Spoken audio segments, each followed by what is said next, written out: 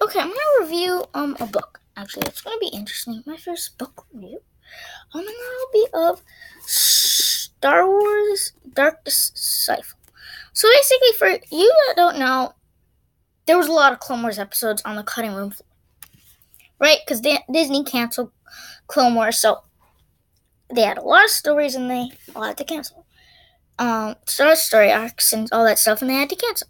One of those happened to be Dark Disciple. 8 episodes about Quinlan Vos and Asajj Ventress teaming up to assassinate Count Dooku. And so, they made it into a book. I got the book, read all 358 pages, and I finished it. There's also a story at the end that I didn't read, or I read, but that's kind of irrelevant. That made it 379 pages, but yeah. Dark Disciple. I'm going to start off this review by reading the blurb. In the war for control of the galaxy between the armies of the dark side and the Republic, former Jedi Master turned ruthless Sith Lord Count Dooku has grown even more brutal in his tactics, and he orders the massacre of helpless refugees. The Jedi Council sees no alternative but to take a drastic action, targeting the Empire's most cold-blooded disciple for assassination. But Dooku is dangerous prey, so Council decides to bring both sides of the Force to bear, teaming brash Jedi Knight Quinlan Vos with infamous ex-Sith acolyte Asajj Ventress. Though Jedi distrust for the cunning killer who once served Dooku still runs deep, Ventress's hatred for a former master runs deeper.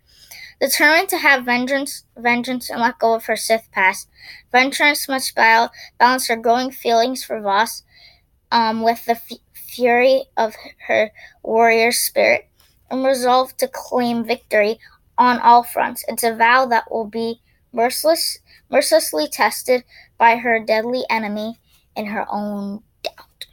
So that's kind of the byline, and I loved it. This was one of the most entertaining books, and something that this book consisted of is it felt like Clone Wars episodes. It felt like you were reading a script of Clone Wars episodes that were cutting room floor, and it's not like, well, it's like, well, wouldn't you want to see? Yeah. But throughout this whole book, it's not hard to visualize. Throughout this whole book, as I was reading the lines, I was able to visualize. It's not something where it's like, how could this happen? How could this? It made sense. And it made something that Clone Wars would go to. But as far as like the actual book, I love seeing Ventress and Vos make such a good team, because like in the beginning they were bounty hunters, and I like how they didn't montage it. They showed their actions. They showed some of the places they went as bounty hunters was just so amazing, and I really enjoyed it. And as far as the real mission, killing Count Dooku, was excited, and it offered for you to picture in some great, fantastic action, and to sprinkle it all along the way as the Jedi and the romance between Vos and Asajj Ventress that you get to see grow, and so many twists and turns. Is this guy the bad guy? Is this guy the good guy? Can you trust him? Something that Ventress is thinking, something that Dooku's thinking, something that Vos is thinking. Having Obi-Wan Kenobi's kind of, sprinkled in, and how you kind of see things through Obi-Wan's eyes, and Obi-Wan and the Jedi kind of have predominant. I love the Jedi Council meetings. Because throughout all the Jedi Council meetings, you get to see this like distrust among the Jedis. And this is one it feels like, I don't know, they describe action so clear, and of course Anakin and Obi-Wan's relationship surprisingly fit in, and then of course Dooku and Grievous, and then not to mention they were throwing in Boba Fett and all the other bounty hunters like Bossk and Heisinger, and it kind of made for this kind of thing where, like, this book, like, it was amazing because, like, some parts Voss is bad, sometimes Voss is good, and when Voss teams up with Dooku, you're like, what's his plan when this happens, when that happens? It's like, can you trust Ventress? Can you trust Voss? What's Voss's plan? You get something where it's like,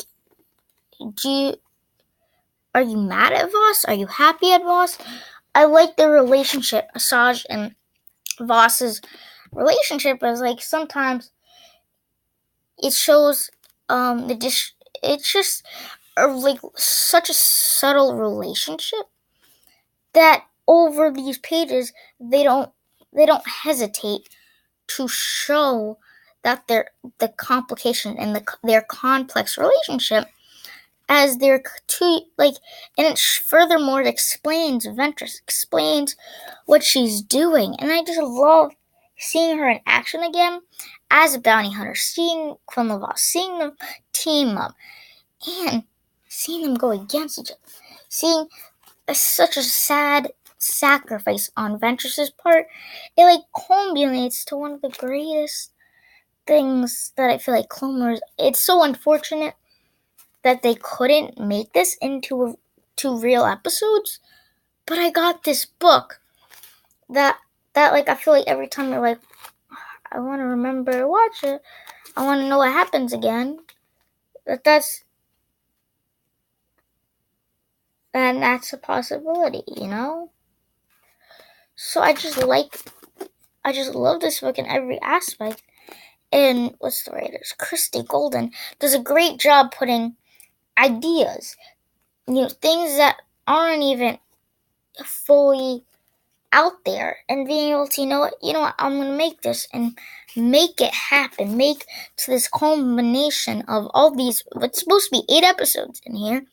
In every episode, I feel like Pat would have packed a punch, and this whole book combined packs a punch, and it left a lot of questions that were answered, and it just makes for a culmination of what probably would have been some of the greatest Clone Wars episodes thrown together in this massive and awesome book. So yeah, stay tuned for more videos coming at you.